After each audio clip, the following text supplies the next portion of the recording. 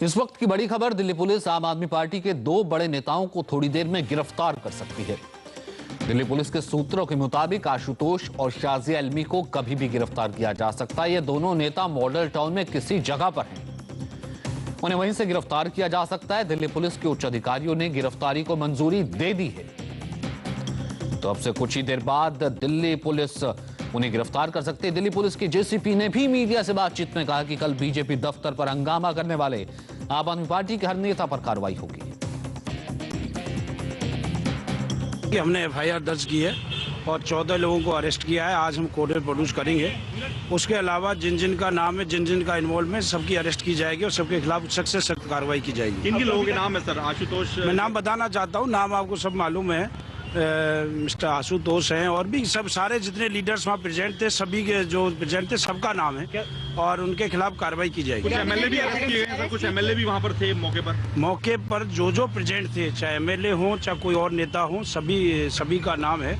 और जो उसमें इंडल्ज हुआ था कल की एक्टिविटी में, क्योंकि इलीगल एक्ट था और वहाँ जाके बीजेपी हेडक्वार्टर में इस तरह किसी को परमिशन नहीं दी जाती और वहाँ जाके तोड़फोड़ करना, गाड़ियों को तोड़ना, उनके बैरिकेड पर चढ़ जाना, बैनर्स को तोड़ना, ये पूरा पूरा इलीगल एक्ट है और उनके खिलाफ सख्त से सख्त जो पुलिस की कार्रवाई कानून के हिसाब से विमल कौशिक इस वक्त हमारे संवाददाता हमारे साथ फोन लाइन पर मौजूद है। विमल, इससे पहले हमने देखा था कि आशुतोष पुलिस पर ही निशाना साध रहे थे कि मोदी के दबाव में वो काम कर रही है, लेकिन पुलिस अपनी बात पर अब भी अडिग है। कितनी देर में कार्रवाई हो सकती है और उसके बाद क्या होगा? देखिए सचिन, पुलिस अपनी तरफ से साफ कर चुकी है कि पुलिस के पास पूरे सबूत है, पुख्ता सबूत है और पुलिस इस पूरे मामले में किसी को भी नहीं बख्शेगी। जिसका भी नाम एफआईआर में है उसके खिलाफ एक्शन लिया जाएगा।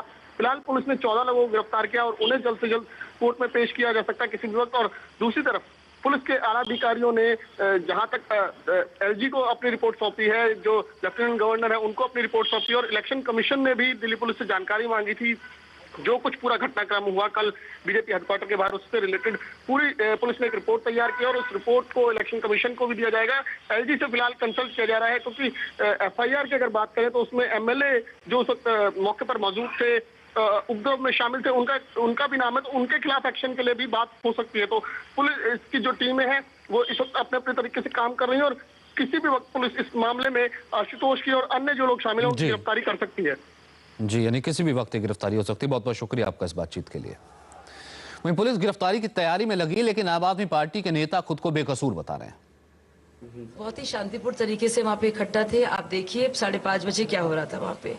6 बजे तक वाटर कैनन शुरू हो गई थी और सबसे पहले पत्थर बीजेपी हेडक्वार्टर्स की तरफ से मेरे पास की साथी के पास बहुत जोर से पड़ा और ऐसे बहुत से लोग थे जो हुआ।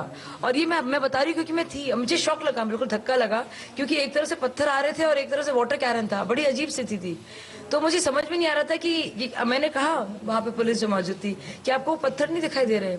1 घंटे तक ये सिलसिला चला है, 1 घंटे तक। और 1 घंटे के बाद हमारे कुछ साथियों ने जो बाद में आए वो भी टीवी देखकर और ये परेशान होकर, क्योंकि मैसेजेस गई कि जाके उनकी हेल्प करो। और जब वो गए हैं 1 घंटे बाद, तब उन्होंने ये सही है कि उन्होंने कुछ लोगों ने पत्थर वापस फेंका, क्योंकि फुटेज मैंने बाद में देखी, मेरे सामने नहीं हुआ क्योंकि मेरी बहुत बुरी हालत थी, मैं वाटर कैनन थी, पर ये हुआ। और उसके लिए हम सच में माफी मांगते हैं। अगर वो 20 पत्थर भी फेंकते और जितना भी हमें लहू लुहान करते, हमें हाथ नहीं उठाना चाहिए था। आशुतोष के बिहेवियर को जस्टिफाई करेंगे? मेरे ख्याल से आशुतोष जी उत्तेजित हो गए थे, उनको बुरा लग रहा था जो हो रहा है और उनको नहीं जाना चाहिए था, इतने पास चढ़ना नहीं चाहिए था। दिल्ली पुलिस उसके लिए आप ही की पार्टी के बिल्कुल ये डिस्क्रिमिनेशन है, ये बिल्कुल पक्षपात है। और दिल्ली पुलिस क्या सोचती है, पहले से उसने केस बना के हमारे लिए रख लिया है अपने दिमाग में। और दिल्ली पुलिस को मैं देख रही थी, वो हमारी तरफ देख रहे थे, जैसे उनका काम था बीजेपी को बचाना। और हम लोग तो कुछ आर्म्स नहीं थे हमारे पास, हम तो सिर्फ स्लोगन एयरिंग करे थे, जिसका हमारा हक है। सेक्शन 144 लगा नहीं था।